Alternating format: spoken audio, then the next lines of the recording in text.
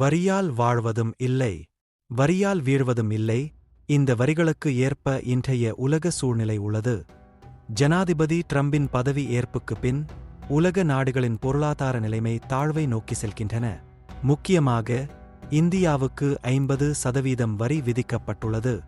இந்தியாவில் இருந்து அமெரிக்காவிற்கு செல்லும் பொருட்களுக்கும் வரி விதிக்கப்பட்டதால் அவற்றின் விலை உயர்ந்து அமெரிக்காவில் அதிக விலைக்கு விற்கப்படுகிறது. மேலும் வால்மார்ட், காஸ்ட்கோ போன்ற பெரும் நிறுவனங்களின் ஆர்டர்கள் அடுத்த அறிவிப்பு வரும் வரை நிறுத்தி வைக்கப்பட்டுள்ளன. இந்திய வியாபாரிகள் அமெரிக்கா என்ற ஒற்றை நாட்டை நம்பி இல்லாமல் பல நாடுகளில் தங்களுடைய பொருட்கள் விற்பனை பற்றி ஆலோசனை எழுந்துள்ளது. இந்தியாவின் பங்கு சந்தையான நிப்டி, சென்செக்ஸ் போன்றவை முதலீடு இல்லாமல் சரிவு நோக்கி செல்கின்றன. இந்திய ரூபாயின் மதிப்பு டாலருக்கு எதிராக கடந்த 6 மாதங்களில் இல்லாத அளவுக்கு வேகமாக உயர்ந்துள்ளது. ட்ரம்பிற்கு இந்தியா ரஷ்யா உறவு பிடிக்கவில்லை. இந்தியா ரஷ்யாவிடம் இருந்து எண்ணெய் பொருட்கள் வாங்குவதனாலும் இந்த வரி விதிக்கப்பட்டுள்ளது. இது குறித்து இந்தியாவின் பிரதமர் நரேந்திர மோடி கூறுவது, தேவை அறிந்து செயல்படுவோம், இந்திய மக்களின் தேவை என்னவோ அதனை அறிந்து செயல்படுவோம் என்று திட்டவட்டமாக கூறியுள்ளனர். மேலும் சீனா, ரஷ்யா, பிரேசில் ஆகிய நாடுகளின் பிரிக்ஸ் என்ற கூட்டமைப்பு வலுப்பெற வரி விதிப்பு ஒரு காரணியாக உள்ளது. இந்திய அரசாங்கம் அமெரிக்க பொருளான வால்நட், சீஸ் போன்ற பொருட்களுக்கு மட்டும் அனுமதி வழங்க யோசனையில் உள்ளது. ட்ரம்ப் அமெரிக்காவில் விளையும் வேளாண் பொருட்களை இந்தியாவில் விற்க அழுத்தம் தந்து அதனைத் தொடர்ந்து விலை உயர்ந்த பொருட்களை மட்டுமே இந்திய நாட்டுக்குள் அனுமதிக்கும் நிலையை உருவாக்கினர்.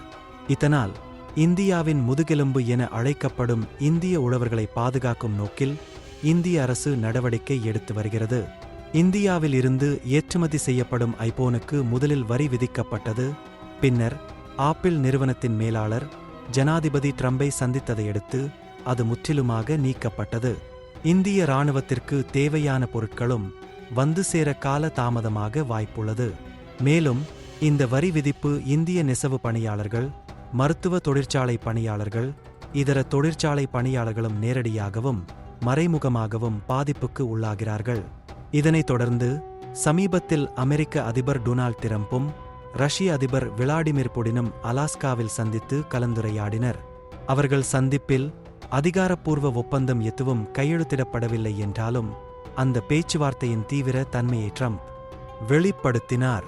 அவர் குறிப்பிட்டதாவது, ரஷ்ய அதிபர் புடின் எடுத்துக்கொண்ட கடுமையான நிலைப்பாட்டின் விளைவாக உடனடியாக இல்லாமல் ரஷ்ய எண்ணெய் இறக்குமதி செய்கிற நாடுகளுக்கு எதிராக வரிகள் விதிப்பது குறித்த பரிசீலனை அடுத்த 2 அல்லது 3 வாரங்களில் நடைபெற வாய்ப்புள்ளது என்றார். இந்த கருத்து இன்று இதில் இருந்து தப்பிப்பது போல் இருந்தாலும் நாளை நமக்கு சிறிய பின்னடைவு ஏற்படும்.